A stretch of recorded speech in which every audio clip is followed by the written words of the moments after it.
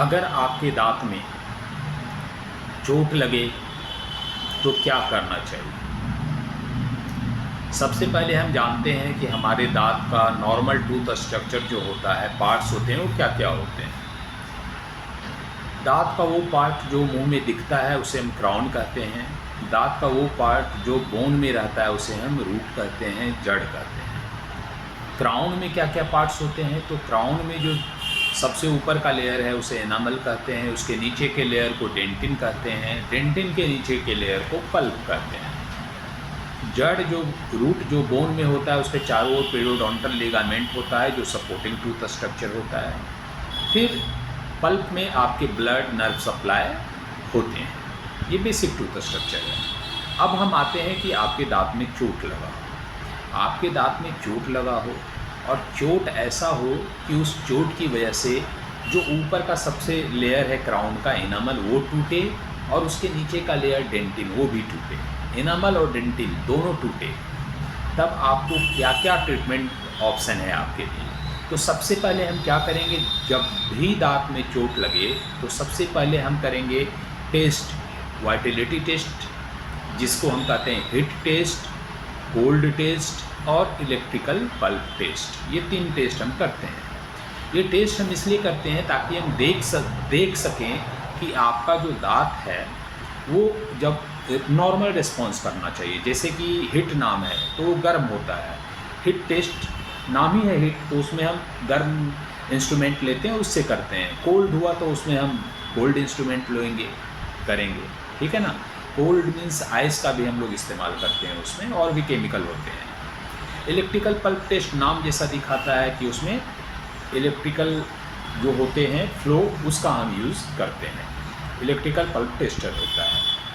तो हम ये तीनों टेस्ट इसलिए करते हैं ताकि हम देख सकें कि आपका दांत नॉर्मल है या एबनॉर्मल है। अगर वो रिस्पॉन्स दे रहा है पॉजिटिव तो ये नॉर्मल है। अब हम पहले दिन जब चोट लगा तो हमने टेस्ट कर लिया, उसके बाद 4 वीक के फॉलोअप पर हम रखते हैं। 4 वीक के बाद फिर हम ये तीनों टेस्ट करते हैं। अगर ये नेगेटिव रिस्पॉन्स देता है, मतलब ये तीनों टेस्ट कर रहे हैं और आपका दांत कोई रिस्पॉन्स नहीं दे रहा है, जो डे 1 रिस्पॉन्स दे रहा था पॉजिटिव कि नहीं हम नॉर्मल हैं, वो 4 वीक के बाद ऐसे रिस्पॉन्स दे रहा है कि कुछ नहीं, आप हिट टेस्ट करो, कोल्ड टेस्ट करो, कुछ भी अप्लाई करो, इलेक्ट्रिकल पल्प टेस्ट करो, आपका दांत कोई रिस्पॉन्स नहीं देगा, उसमें कोई सेंसेशन नहीं होगा। जब सेंसेशन नहीं होगा तो ये क्या दिखा रहा है कि दांत मर चुका है, या सेंसेशन होगा भी तो बहुत कम सेंसेशन होगा, नाम मात्र का होगा। तो ये क्या दिखा रहा है कि वो दांत मर चुका है और बहुत कम सेंसेशन दे रहा है। जैसे आपने हिट अप्लाई किया और वो नाम मात्र का सेंसेशन दे रहा है, या कोल्ड अप्लाई किया आप नाम मात्र का दिया, या इलेक्ट्रिक पल्प टेस्टर अप्लाई किया तो और नाम मात्र का दे रहा है, तो आप क्या दिखाता है कि वो दांत मर चुका है, क्योंकि मरा हुआ चीज़ ही हिट को या कोल्ड उस पर अप्लाई करो कोई रिस्पॉन्स नहीं देगा, या फिर मरने की कगार पे है, क्योंकि अगर कोई मरने की कगार पे या मर चुका है तो क्या होगा, उस पर हिट अप्लाई करो या उस पर कोल्ड अप्लाई करो, कोई रिस्पॉन्स नहीं देगा। तो ठीक उसी प्रकार कॉन्सेप्ट हम यहाँ यूज़ करते हैं इन तीनों टेस्ट के माध्यम से। डे 1 में हम हिट अप्लाई करते हैं, कोल्ड अप्लाई करते हैं, उसके बाद इलेक्ट्रिकल अप्लाई करते हैं इलेक्ट्रिक पल्प टेस्टर के माध्यम से।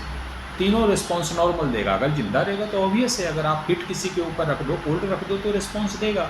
लेकिन अगर जो मर गया है या ऑलमोस्ट मरने वाला है उस पर हिट लगाओ, कोल्ड लगाओ तो कोई रिस्पॉन्स नहीं देगा। यही कॉन्सेप्ट हम यहाँ इम्प्लीमेंट करेंगे। अगर कोई रिस्पॉन्स नहीं दे रहा है 4 वीक के बाद तो ये दिखा रहा है कि वो दांत मर चुका है। तो ऐसे केस में उसमें जो ट्रीटमेंट होगा वो रूट कैनाल ट्रीटमेंट, और उसके बाद उस दांत पे कैप लगाएंगे। लेकिन अगर 4 वीक के बाद वो दांत रिस्पॉन्स दे रहा है, अगर आपने हिट टेस्ट किया, हिट अप्लाई किया हिट टेस्ट के माध्यम से, कोल्ड अप्लाई किया कोल्ड टेस्ट के माध्यम से, या फिर इलेक्ट्रिकल पल्प टेस्टर की मदद से इलेक्ट्रिकल सर्किट अप्लाई करते हैं, इलेक्ट्रिक फॉर्म में रहेगा वो, अप्लाई करते हैं पल्प टेस्टर को, रखते हैं दांत के ऊपर, और उसके बाद वो नॉर्मल रिस्पॉन्स दे रहा है। जो जिंदा आदमी क्या रिस्पॉन्स देगा, अगर हिट रखिए कोल्ड रखिए तो रिस्पॉन्स देगा। ठीक उसी प्रकार दांत जब जिंदा हो, नॉर्मल हो, तो वो रिस्पॉन्स देगा। ठीक उसी प्रकार 4 वीक के बाद भी वो रिस्पॉन्स दे रहा है दांत नॉर्मल, तो ये दिखाता है कि वो दांत जिंदा है, मतलब वाइटल है। अगर ये होगा तो फिर हम उसमें फिलिंग करेंगे टूथ कलर मटेरियल से, दूसरा ऑप्शन होगा विनियर होता है, टूथ कलर प्रोस्थेसिस होता है, एक लेयर हम टूथ कलर का डाल देंगे दांत पे, उसे हम विनियर कहेंगे। और तीसरा ऑप्शन आपका होगा डेंटल क्राउन या कैप। ये 3 ऑप्शन हम करेंगे तब जब ये नॉर्मल होगा दांत। लेकिन अगर वो डेड हो गया है तो फिर हम रूट कैनाल ट्रीटमेंट और क्राउन अप्लाई लगाते हैं। करवाना किनसे है तो रूट कैनाल स्पेशलिस्ट से सारे ट्रीटमेंट करवाएंगे, जिन्हें हम एंडोडोंटिस्ट कहते हैं।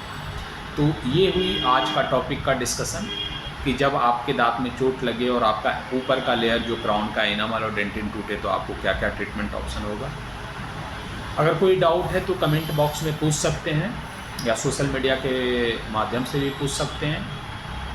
अगले वीडियो में नई जानकारी लेकर आऊँगा, तब तक आप अपने स्वास्थ्य का ध्यान रखें। Thank you, take care.